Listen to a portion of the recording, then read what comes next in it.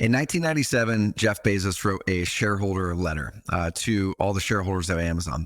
And he explained a leadership concept that I'm going to explain in this episode of the Entrepreneur Freedom Formula that could completely change the way that you make decisions, speed it up, empower your team even more, and move you to the spot you want to be in your business or life.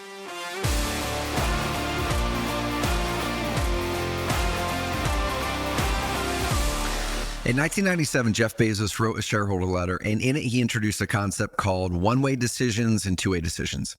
And in this episode of the Entrepreneur Freedom Formula, in this podcast, y'all, we talk about ways to unlock your business to give you a business of freedom and impact. And my name is Trevor. I'm the founder of Carrot.com. And over the years, as I built my company into an 8-figure company and dozens and dozens and dozens of employees, we've had to make a lot of decisions. And one of the challenges that I personally have come up against is as a 6 fact finder on the Kolbe test. If you've never taken the personality or working test called the Kolbe, that's Kolbe, I'm a 6 fact finder, which means I like to get information. I like to find facts, but sometimes I delay in decisions. And over the years, I've been stuck. I've been in default mode. I've been in indecision. And like we've talked about on the Entrepreneur Freedom Formula, that when we get stuck in indecision, that leads us to default. To what we are already doing. That leads us to frustration because the right things are not happening. Things get slow. We start to get stodgy. We start to get stagnant. And then eventually we might drift off. We might start to drift because we're so frustrated by things not happening the way that we want them to go, that we distract ourselves with a new business opportunity, or distract ourselves with a vice or something that really wastes our time. So when I was working with a coach a number of years ago, he said, Trevor, do you have a process on how to make decisions more quickly? And I honestly didn't. It was just whatever felt, whatever hit me in the gut, I would move forward with.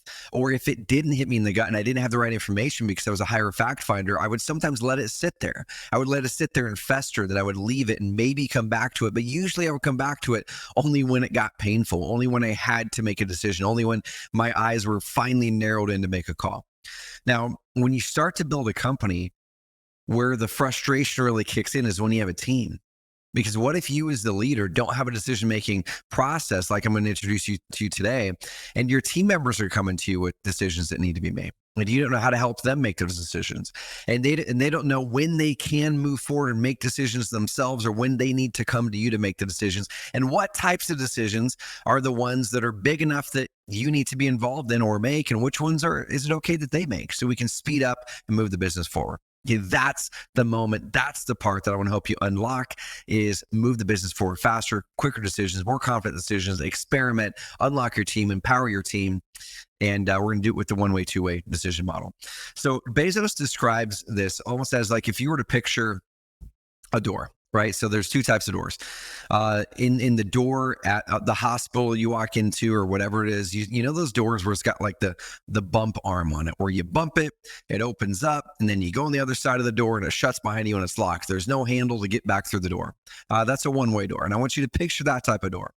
When you go through that door, you're making a decision knowing that that door is going to shut and lock behind you, and it's going to be impossible or extremely hard to reverse that decision, to reverse the decision of going through that door. Okay. So you really have to sit there and think. You have to sit there and go, okay, do I want to go out that door? Am I ready to go out that door? Is there a different door I should go out instead of this one? Now, instead, let's picture a two-way door. So it's like those doors at the saloons in the old 1800 saloons, where you walk through them and they slide back and forth, and you can easily go back and forth. That door, there's a lot less decision making or research that needs to go involved. You can go through it and easily come back out if it was the wrong decision. You walk into that saloon, you look around, you realize it's not where you want to be, you walk back out. That's really easy. Okay. So the definition of the one-way door decisions is they're irreversible, right? It's the ones that are once made, it's difficult or impossible to reverse, really meaning the consequences are significant to when you make the decision. Okay, they're higher stakes. They require more research and thought. They require a person that has the ability to make that level of a decision, to be highly involved in making that decision, and they should be carefully thought through. Like really getting key input from key stakeholders and outsiders, and usually not just yourself. Okay. Biblically, I was going through Proverbs recently, and in Proverbs, it talks about bringing in counsel from others, that when you're stuck, you should bring in counsel from others. That's going to help you have a better outcome. But when we stick to ourselves, oftentimes we have a harder outcome, right? So those one-way decisions, we should get counsel. What are some examples of one-way decisions or one-way door decisions? It's selling a company, it's merging with the company, it's doing lots of different things, launching another business, launching a new product line that's going to take a big investment of effort or time. It's those types of decisions that are insanely hard, or they're going to take a major effort or a major cost to get going and get out the door. Okay. Now, most decisions in business aren't one way. There's probably very, very few business decisions that are one way. Most are two way. Here's the challenge, though. As leaders, I think we tend to treat most decisions as one way decisions, and that's where it can be frustrating when we're working with our team, because we treat every decision as, man, this has got to be perfect and this has got to nail it. And so then, therefore, we'll step into giving advice too much. We'll kind of step into, as Michael Bungay-Stanger calls in his book, The Coaching Habit, advice trap, where we are stepping into the advice trap, giving advice, and we're basically saying, hey, this decision has to be kind of perfect in my eyes, so therefore I'm going to give you what I think you should do. In actuality, most of those decisions or most of those conversations or those challenges we're working on with our team are likely two-way decision challenges, right? So two-way decisions are reversible. It's something where you can go through that door, you can look around, you go, man, that didn't work out the way that I thought it would. Let me just turn back around and go through the door and pick a different decision right now. If the call you made wasn't right, it didn't turn out right, you can always easily pivot, switch, change, and pick another path, okay? So these are low to moderate stakes things. These can be made quickly without significant risk. Oftentimes, you don't need a ton of information to make that decision. You just need enough to feel comfortable to go experiment with it, set some boundaries for how far you're going to step through that door before you decide to come back and try a different option. So what are two-way decisions? Well, it's testing a new marketing strategy. It's you're trying out a new software tool. It's hiring that employee. One challenge that I've experienced over the years as a leader is we'll look at hiring sometimes as a one-way decision. Now, it's hard because it's people, right? We're talking about people and feelings and real human beings, which is crazy, crazy important. But sometimes we'll delay the decision on making it a hire because we look at the overall cost of that employee for the year and we go, man, if this doesn't work, that's going to cost me $60,000 or that's going to cost me $100,000 or whatever the number is. When actuality, it's a two-way decision because we can test that team member. We can go, okay, I really should know whether this team member is a right fit within 90 days, right? If I don't know within 90 days whether this person is right for this role, I'm the problem, not them. And within 90 days, if I decide that they're just not a right fit, and I've worked with them and I've coached them, and they're just not a right for the role that we have, and we part ways with them, I'm only out 90 days of their salary, right? So rather than out $100,000, maybe I'm only out 20 or 22.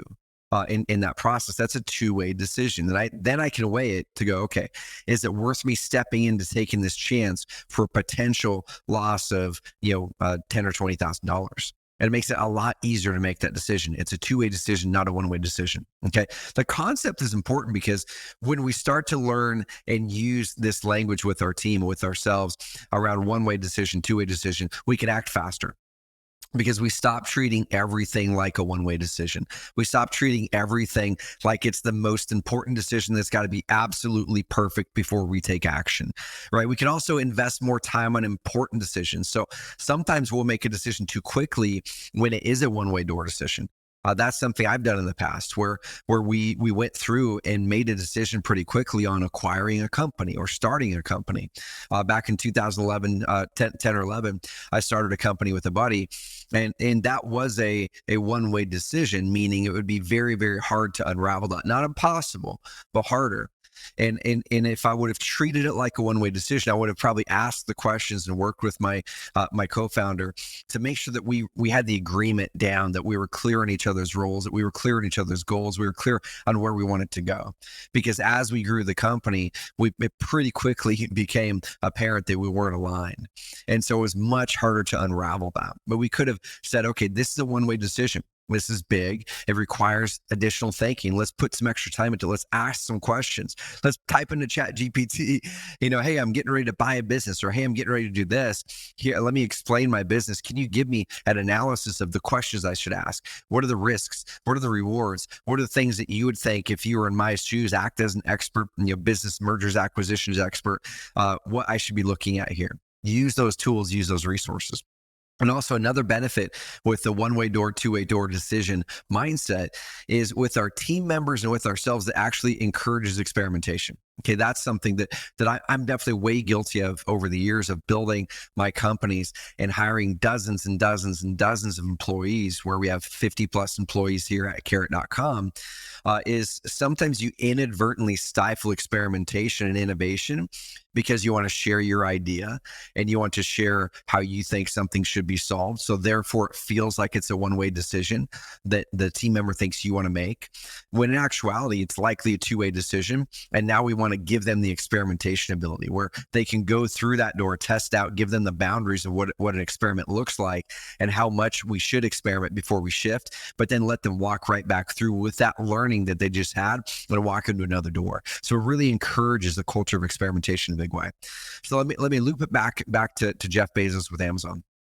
When I read that shareholder letter years ago and learned of this concept, one-way door, two-way door decisions, and even today, there was a video I watched recently with him in 2024 of him talking about this concept. He said this is one of the most powerful concepts that they adopted because it allowed them to move fast, build a culture of experimentation, and make sure that the big decisions were the big strategic decisions that could drive the business into new levels.